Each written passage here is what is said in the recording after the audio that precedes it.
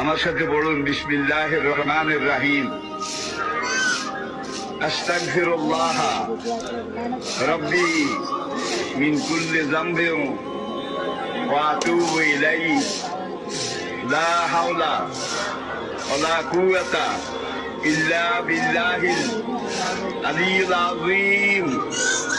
তাওবা ইয়া আল্লাহ, তাওবা ইয়া আল্লাহ, তাওবা ইয়া আল্লাহ, তাওবা ইয়া রাব্বি, লা ইলাহা ইল্লাল্লাহু মুহাম্মাদুর রাসূলুল্লাহ।